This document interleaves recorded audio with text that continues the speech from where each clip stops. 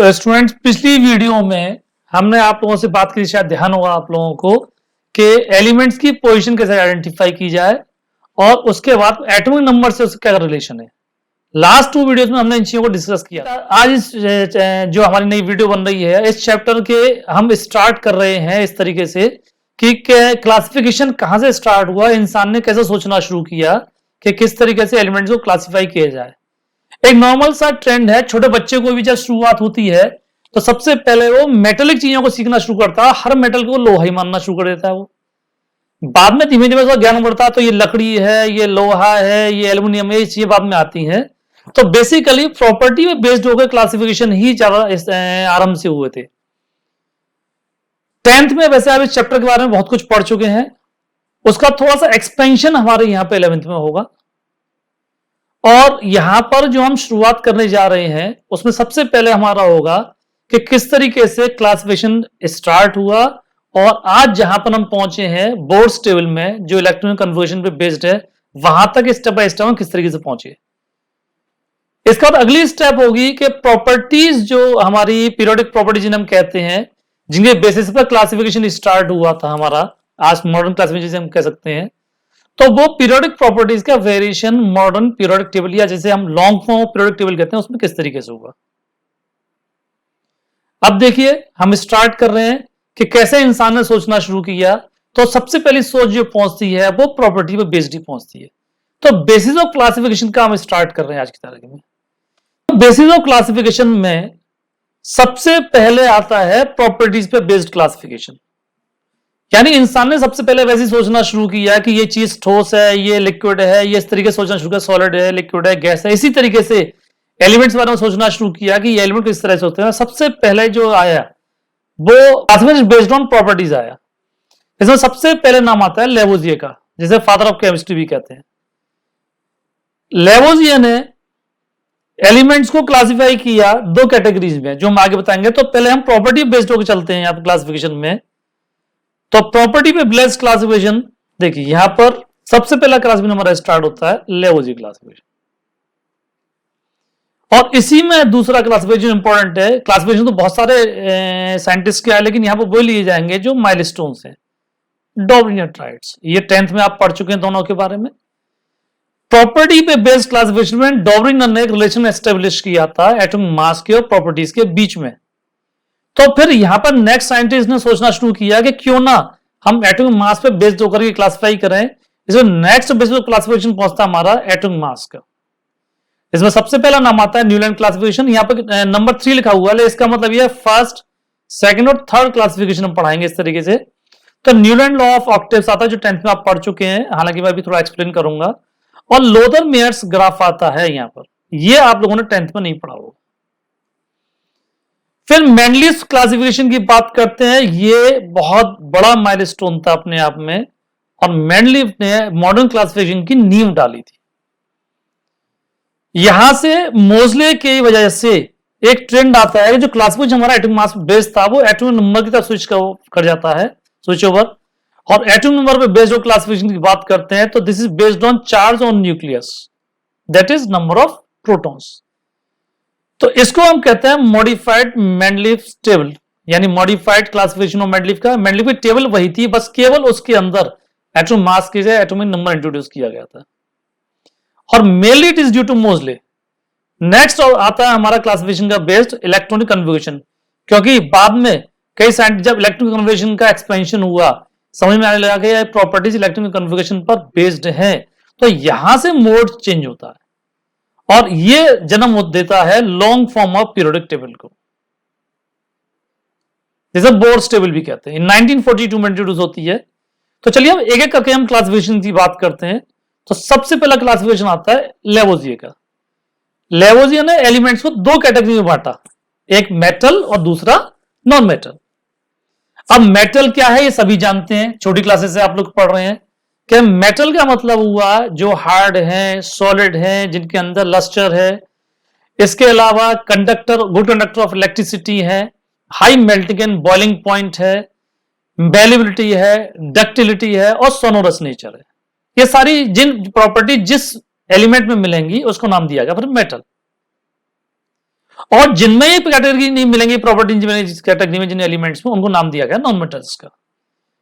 अब आप कहेंगे सर बच्चे जो 10th पास हैं वो नॉलेज वहीं तक की उनकी बेस्ड है, वो तुरंत बोलेंगे इसमें मेटलॉइड का नाम क्यों नहीं लिया गया। तो मैं बात कर रहा हूं लेवुजिये की, जो last part of 18th century में आया था, और उसके टाइम पर कहीं भी मेटलॉइड का कोई भी चर्चा, कोई जिक्र नहीं थी, मेटलॉइड के बारे में कोई आइडिया भी नहीं था। तो ये कैटेगरी बाद में इंट्रोड्यूस हुई है, जो मेटल नॉन मेटल्स के बीच के एलिमेंट्स को नाम दिया गया था मेटलॉइड्स, यानी some properties of metals and some properties of non metals. तो ये लिखा हुआ है इसमें, later on with the further development third category of element was also identified as metalloid which have their properties between metals and non metals. अब पहुंचते हैं हम डॉर्विनर्स ट्राइड पर। डॉर्विनर ने 1829 में एक चीज आइडेंटिफाई की थी। उसने प्रॉपर्टी की सिमिलरिटी के बेसिस पर एलिमेंट्स के ग्रुप को क्लासिफाई किया और तीन तीन की कैटेगरी में एलिमेंट्स को उन्होंने ग्रुप किया। और जरा देखिएगा, जो तीन ग्रुप उसके मेन आइडेंटिफाई होते हैं जिनको हम ट्राइड नाम दे सकते हैं, वो एक है आपका लिथियम सोडियम पोटेशियम का, ये वाला। दूसरा कैल्शियम स्ट्रोंशियम और बेरियम का है, और तीसरा है क्लोरीन ब्रोमीन और आयोडीन का। इन तीन कैटेगरी में बांटने के साथ उसने एक चीज आइडेंटिफाई की कि there is some relation between properties and atomic mass. Property based class grouping हुई थी इनकी, और एटॉमिक मास का रिलेशन निकल के आएगा जो मिडिल एलिमेंट है, जैसे कि लिथियम सोडियम पोटेशियम के ट्राइड में सोडियम, उसका atomic mass somewhat average of lithium and potassium atomic masses. जैसे कि जरा देखिएगा, अपनी साइड में देखिएगा, लिथियम का एटॉमिक मास 7 है, पोटेशियम का एटॉमिक मास 39 है, दोनों को जोड़ा तो ये 46 हुआ, और एवरेज निकालेंगे इसको हम 2 से डिवाइड करेंगे तो this comes out to be 23। अब ये एग्जैक्ट मास सोडियम का है। बिल्कुल इसी तरीके से हम कैल्शियम स्ट्रोंशियम बेरियम करेंगे तो 40 + 131 करने के बाद में 2 से डिवाइड करेंगे तो it is very close to strontium atomic mass. Similarly chlorine bromine iodine में। अब डॉर्विनर साहब इससे आगे बढ़ नहीं पाए क्योंकि सारे एलिमेंट्स को ट्राइड्स में क्लासिफाई नहीं कर पाए। हालांकि मैं आपको बता दूं कि आज तक की कैटेगरी में, आज तक जो हमारे पास टेबल है, अभी भी हम लोग ट्राइड्स पढ़ते हैं, जैसे iron cobalt nickel copper silver gold इस तरीके से, और जिंक कैडमियम मरकरी, ये भी वही ट्राइड्स हैं जो उसने इंट्रोड्यूस किए थे। तो हम ये कहें कि डॉर्विनर फेल हो गया तो बहुत ही गलत है, लेकिन हाँ, क्योंकि वो सारे एलिमेंट जो ऐसे ग्रुप में नहीं बांट पा रहे थे तो कुछ चेंजेस तो आवश्यक थे। तो लिमिटेशन में इसका हम देखते हैं, the law of tried had a very limited application and only a few of the elements could be classified and on account of this it was rejected. लेकिन मैं इसको रिजेक्शन नहीं मानता, मैं कहता हूं कि इसको लिमिट बन गई है इसकी कि अब और एलिमेंट्स को क्लासिफाई नहीं कर पाएगा। और इसका एक ड्रॉबैक ये भी माना गया था, जैसे आयरन कोबाल्ट निकल के उसने ग्रुप बनाया है, ट्राइड बनाया है, ऑस्मियम इरिडियम प्लेटिनम का ट्राइड बनाया, तो इसमें वो चीज नहीं आ पा रही थी जो कि एवरेज वाली बात है। जैसे आयरन कोबाल्ट और निकल, यदि आयरन निकल के मास को जोड़ के हम लोग एवरेज निकालें तो नहीं आएगा उतना। और दूसरी चीज आके 2-3 एलिमेंट्स के मासेस काफी क्लोज थे। अब आता है इसके बाद में न्यूटन लॉ ऑफ प्रैक्टिस। डॉर्विनर को हम लोग फेल कह लें वो बात अलग है, लेकिन यहां पे एक चीज डॉर्विनर ने इंट्रोड्यूस कर दी कि there is some relation between atomic mass and properties of the elements. Newland साहब ने इस चीज को लपक लिया, और लपकने के बाद में उन्होंने इसी चीज को जस्टिफाई किया। उन्होंने एलिमेंट्स को एटॉमिक मास के इंक्रीजिंग ऑर्डर में अरेंज करना शुरू कर दिया, and the basis of classification has been changed from properties of the elements to atomic mass. तो एटॉमिक मास के इंक्रीजिंग ऑर्डर में उसने एलिमेंट्स को अरेंज किया, और he found some relation between properties and atomic masses, and that relation was कि properties are repeated after certain interval, that is after 7 elements। ध्यान रखें, after 7 elements and at every 8th element। so at और after का फर्क है। यदि हम after बोलते हैं तो 7 elements बोलेंगे क्योंकि हर 8वें एलिमेंट की प्रॉपर्टीज पहले इससे मैच कर रही थी, और at बोलेंगे तो at every 8th elements। जैसे कि हम पहुंचे यहां पर लिथियम से करते हैं स्टार्ट। तो लिथियम के स्टार्ट में आप देखिएगा, यहां से हमने शुरुआत की, यहां से लिथियम हमारा पहला, बेरिलियम दूसरा, बोरोन तीसरा, चौथा, पांचवा, छठा, फ्लोरीन सातवां, और 8वां हो गया सोडियम। तो लिथियम के बाद जो 8th एलिमेंट था सोडियम, उसकी प्रॉपर्टीज लिथियम से मैच करती हैं। बिल्कुल इस तरीके से अगला 8th एलिमेंट बैठेगा पोटेशियम, उसकी प्रॉपर्टी लिथियम सोडियम से मैच करती है and these were named as alkali metals later on. ऐसे ही बेरिलियम से मैग्नीशियम की और मैग्नीशियम से कैल्शियम की प्रॉपर्टीज मैच करेंगे, बोरॉन से एल्यूमिनियम की, कार्बन से सिलिकॉन की। तो उन्होंने यहां पर एक लॉ दिया कि properties of the elements are periodic function of their atomic masses. ये न्यूलैंड का लॉ था और इसी लॉ को लपक लिया बोर साहब ने, सॉरी मेंडलीव साहब ने। अब इसकी भी लिमिटेशन है, जरा देखिएगा। This law worked quite well for lighter elements, जो हल्के एलिमेंट्स जिनके एटॉमिक मासेस हल्के थे उनके लिए तो बहुत अच्छा काम किया, but failed in case of heavier elements. More the period between similar elements became variable, period बदल रहा है, कभी 8 में कीजिए नमा हुआ कहीं पर। उन्होंने ऐसा भी किया कि कहीं कहीं एक ही पोजीशन पर 2-3 एलिमेंट्स पुट कर दिए और उसका नतीजा ये निकला कि वो पीरियोडिसिटी नहीं आ पा रही थी जो आनी चाहिए थी। तो ये लिमिटेशन बन जाती है न्यूलैंड की लॉ की।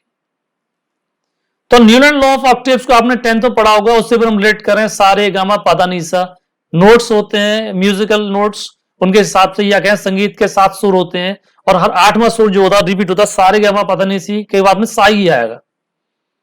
तो इसलिए लॉ ऑफ ऑक्टेव्स इसने नहीं, ऑक्टेव नाम दिया, अष्टक का नियम कहते हैं इसको हिंदी में, और ये संगीत के अष्टक से मतलब रिलेशन है इसका। अब इसी रिलेशन पे बेस्ड 2 साइंटिस्ट और आते हैं इस दुनिया में, एक लोदरमेयर और मेंडलीव साहब। इन्होंने एटॉमिक मास और प्रॉपर्टी पे बेस्ड होकर काम किया इनके रिलेशन पर। लोदरमेयर ने अपनी स्टडीज को ग्राफ के रूप में इंट्रोड्यूस किया, जबकि मेंडलीव साहब ने पीरियोडिक टेबल के फॉर्म में इंट्रोड्यूस किया। लोदरमेयर का जो ग्राफ था, बेसिकली लोदरमेयर ने ज्यादा अटेंशन पे किया था फिजिकल प्रॉपर्टीज पर। ध्यान दीजिएगा, लोदरमेयर का अटेंशन मोर था ऑन फिजिकल प्रॉपर्टीज, जबकि मेंडलीव का मेन अटेंशन था ऑन केमिकल प्रॉपर्टीज। तो ये मेन डिफरेंस है इन दोनों के बीच में। तो लोदरमेयर साहब ने ग्राफ प्लॉट किया between atomic masses and physical properties, और फिजिकल प्रॉपर्टी में बहुत सारे ग्राफ इसने बनाए थे, जिनमें मेन ग्राफ इनका फेमस हुआ था वो था ग्राम मोलर वॉल्यूम पे बेस्ड। तो जरा देखिए यहां पर ग्राफ में, यहां पर जो एटॉमिक वॉल्यूम दे रखा है ग्राम एटॉमिक वॉल्यूम है, या मॉलिक्यूलर साइंस में ग्राम मोलर वॉल्यूम आएगा, और यहां पर एटॉमिक मास दे रखा है। तो ये इस तरीके से इन्होंने ग्राम एटॉमिक वॉल्यूम या ग्राम मोलर वॉल्यूम की बात करें, इनके बीच में मास रिलेशन लिया था। फिर आता है he observed that elements resembling in their properties occupy the similar position। जब हमने ग्राफ प्लॉट किया तो कुछ इस तरह का ग्राफ आता है जहां पर पीक्स हैं, ट्रफ्स हैं, तो उन्होंने देखा सिमिलर टाइप के एलिमेंट्स सिमिलर पोजीशंस पे थे ऑन डिफरेंट ग्राफिकल पार्ट्स। जैसे पहली पार्ट हम लेते हैं, यहां पर एल्कली मेटल्स की बात करते हैं। तो alkali metals were found on peaks, it is based on the relation of speed of properties, sorry reactivities. तो इनकी रिएक्टिविटी काफी हाई थी, तो they were found on the peaks. तो आप जरा देखिए ग्राफ में, यहां पर लिथियम दे रखा है, ये सोडियम है, यहां पर पोटेशियम आ गया, यहां पर रुबिडियम आ गया, और ये सीजियम आ गया। फ्रेंशियम उस टाइम नहीं था। उसके बाद में दूसरा आता है halogens and other elements giving acidic oxides, यानी नॉन मेटल के oxide, they were on rising trends. तो नॉन मेटल्स यहां राइजिंग ट्रेंड पे है, कार्बन सिलिकॉन, कार्बन आ जाएगा यहाँ पर, नाइट्रोजन आ जाएगा, ऑक्सीजन आ जाएगा, फ्लोरीन आ जाएगा, इस तरीके, फिर ये सोडियम आ जाएगा।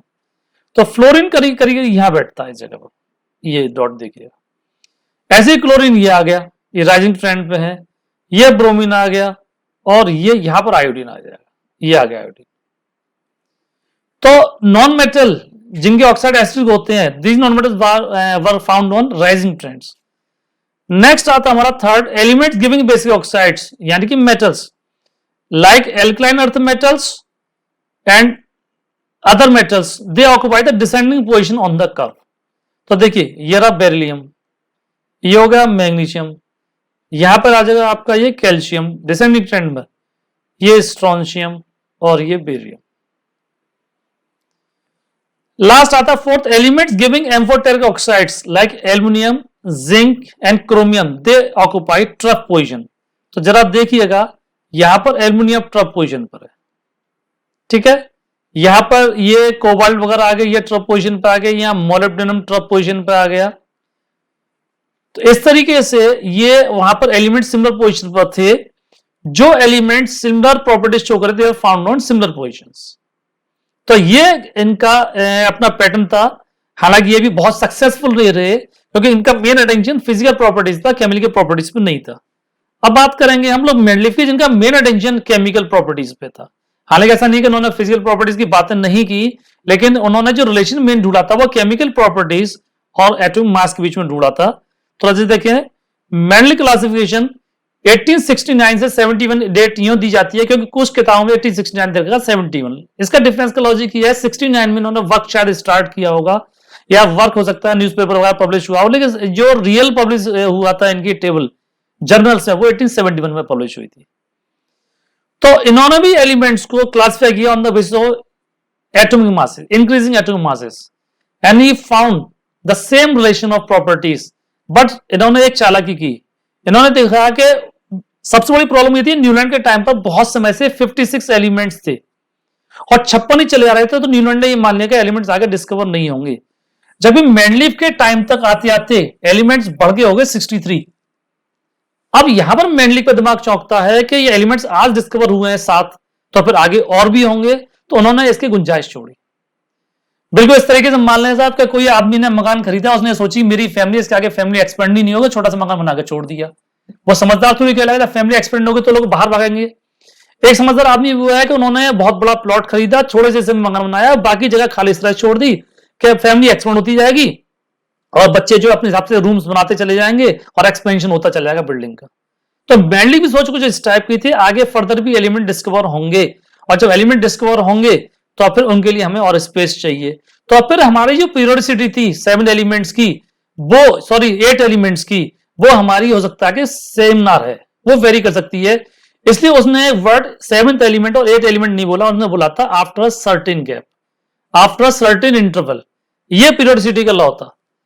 तो और उन्होंने यहां पर दिया लॉ को थोड़ा जस्ट मॉडिफाई किया था, property of the elements are the periodic function of their atomic masses. Means atomic masses के इंक्रीजिंग ऑर्डर में एलिमेंट्स को अरेंज करते जाएंगे तो सिमिलर टाइप की प्रॉपर्टीज रिपीट होती चलेंगे after a certain interval. Certain word को उन्होंने जस्टिफाई नहीं किया। अब जरा इनकी चालाकियां देखिएगा, जरा स्क्रीन पे हम पहुंचते हैं।